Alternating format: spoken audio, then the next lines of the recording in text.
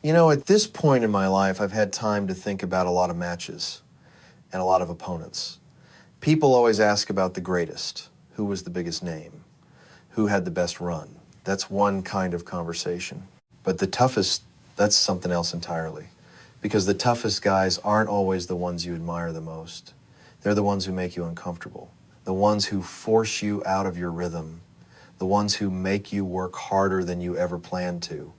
I've been in matches where everything felt right. And I've been in matches where a few minutes in I knew I was in trouble. Not because I was hurt, but because I couldn't control what was happening anymore. That's what I remember now. Not the entrances, not the wins, but the nights where I had to dig deeper than I wanted to just to keep up. The nights where I went back to the locker room knowing I didn't have all the answers. There were 5 men who did that to me. 5 different styles, 5 different kinds of pressure, and none of them felt the same. Let me start with someone I faced early. Someone who showed me very quickly that I still had a lot to learn. I remember the first time I was really in there with Ric Flair where it stopped feeling like just another match and started feeling like a lesson I wasn't ready for. It was 1988, Clash of the Champions, Greensboro. I was young, still figuring out who I was in this business, and suddenly I'm standing across from the NWA World Heavyweight Champion for 45 minutes. At the time, I thought endurance was the story. Looking back, that wasn't it at all. From the opening minutes, something felt different. He wasn't rushing anything, wasn't trying to impress anyone. He was building something slowly, and the crowd was following him without even realizing it. Every movement had intent. Every pause meant something. I went in thinking I could match his pace, match his energy, but he never gave me a steady pace to match.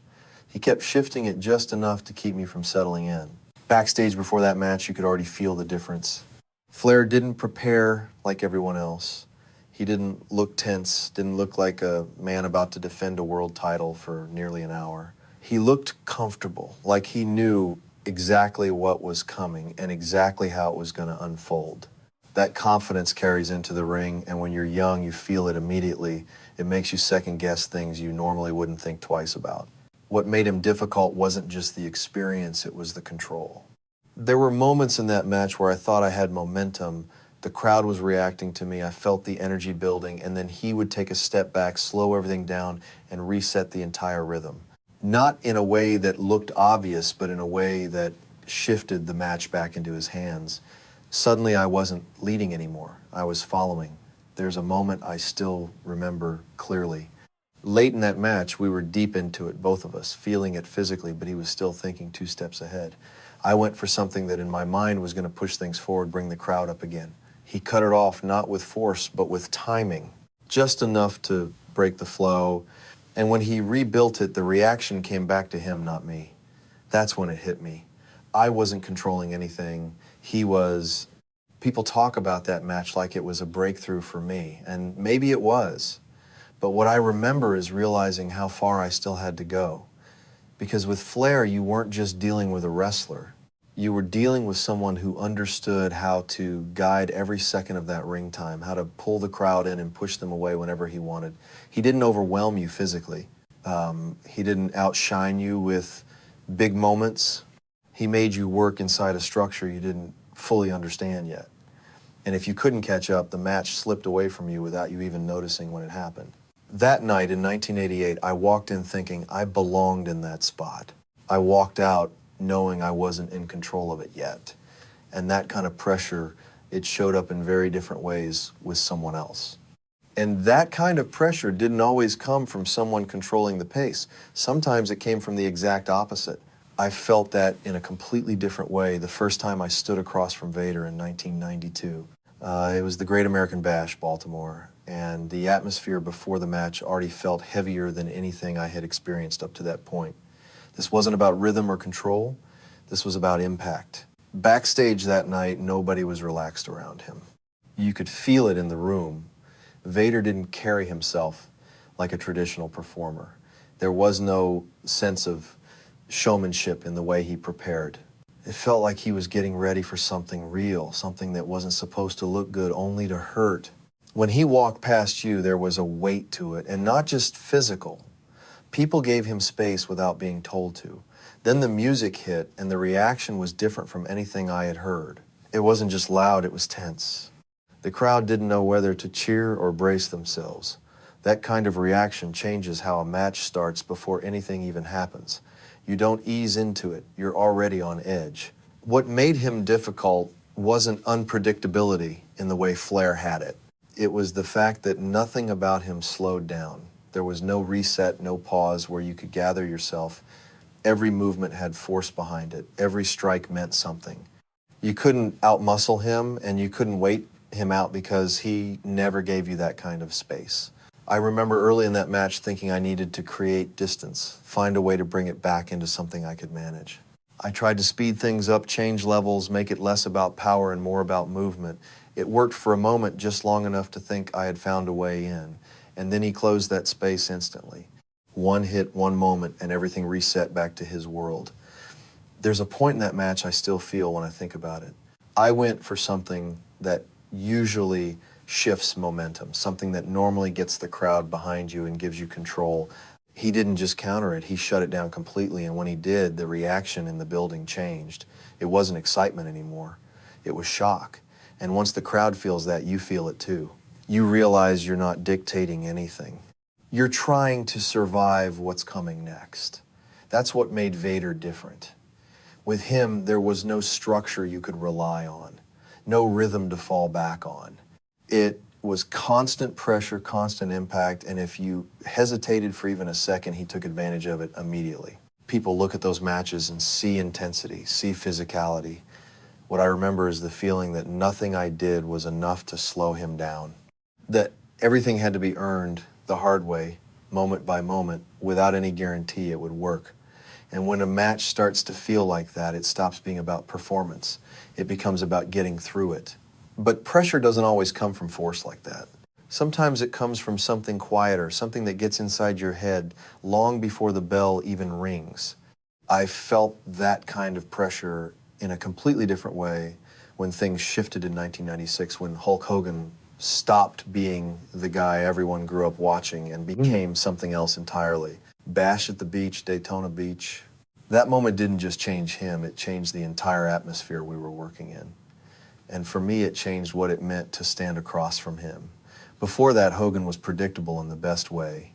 You knew the rhythm, you knew how the crowd would respond, you knew where the momentum would go, but once the NWO started, all of that disappeared. Now you weren't just dealing with a single opponent, you were dealing with an idea, a group, a presence that controlled the building before you even walked out. Backstage, the tone was different. There was tension, not the kind you get before a big match, but the kind where you don't know what's going to happen once you get out there. Hogan didn't need to say much. The group around him said enough. And when they moved together, it felt like they owned the place. By the time we got to Starrcade 1997, Washington, D.C., that pressure had been building for over a year. I had changed everything about myself. The paint, the silence, the way I moved. People talk about that transformation like it was creative. It wasn't. It was necessary. Because the version of me from before couldn't deal with what he had become. When I walked to the ring that night, the reaction was massive, but it wasn't simple. The crowd wasn't just behind me, they were waiting to see if I could take control back from something that had taken over the company. And that's a different kind of weight to carry. What made Hogan difficult in that moment wasn't just what he did in the ring, it was the way he manipulated everything around it. The pace of the match, the involvement of others, the way the crowd would turn depending on what happened next, you'd think you had a moment and suddenly something shifted. A distraction, a delay, a break in the rhythm. And just like that, the control you thought you had was gone again. There's a moment I remember clearly from that match. Everything felt like it was finally coming together. The crowd was there, the energy was right, and for a second it felt like the story was going the way it was supposed to. And then it changed. Not with a big move, not with something obvious, but with timing, with interference, with control being taken away from the ring itself. That's when you understand the difference. With Hogan in that era, you weren't just wrestling him. You were fighting against something that extended beyond the ropes. And if you couldn't handle that, it didn't matter how good you were in the ring. That night didn't feel like a normal match. It felt like trying to pull something back that had already been taken. And once you experience that kind of pressure, you start to recognize it in different forms. Because there was someone else who didn't need a group, didn't need chaos to make you feel the exact same loss of control. I felt that same loss of control in a way that didn't rely on numbers or chaos when I finally stood across from The Undertaker at WrestleMania 31, Santa Clara 2015. That one had been talked about for years, almost like something that wasn't supposed to actually happen. Two characters, two legacies built in different worlds, finally meeting on the biggest stage. And even before the bell rang, it didn't feel like a normal match. Backstage, there was a quiet around him that you don't forget. Not silence in the sense of nobody talking, but a kind of awareness. People lower their voices without being told. They move differently. He didn't need to announce anything. The presence did that for him. And when you've been around as long as I have, you recognize when someone controls a room without saying a word. Then the entrance hits and everything slows down. Not because of production, but because the audience gives him that space. Every step means something. Every pause stretches longer than it should, but it never feels wrong. That's control on a different level. You're standing there waiting, and before you even touch, you're already adjusting to his timing instead of your own. What made him difficult wasn't speed or power. It was the way he forced you into his pace. You couldn't rush him. If you tried, it looked off. The crowd wouldn't follow you. So you had to slow down, step into his world, and once you did that, you were no longer dictating anything. You were part of something he understood better than anyone. There's a moment in that match I still think about. Early on, I tried to pick things up, bring a little urgency into it, create a shift in energy. For a second, it felt like it might work, and then he stopped it. Not with a big counter, not with anything flashy, just with timing. He cut it off, reset everything, and suddenly the match was moving exactly the way he wanted again. The crowd followed him instantly, like they always did. That's the part people don't always see. With him, control wasn't taken with force. It was given by the audience, and he knew exactly how to hold on to it. You couldn't break that easily. You couldn't outwork it. You had to endure it. By the time that match was over, I understood something I hadn't felt in a long time. It wasn't about winning or losing. It was about whether you could stay present inside something that was bigger than you. Something that had its own rhythm, its own rules, and didn't change for you. You don't beat a presence like that. You go through it, and after you've felt that kind of control, that kind of silence before impact, you start to notice another kind of pressure. One that doesn't come from presence or power, but from precision.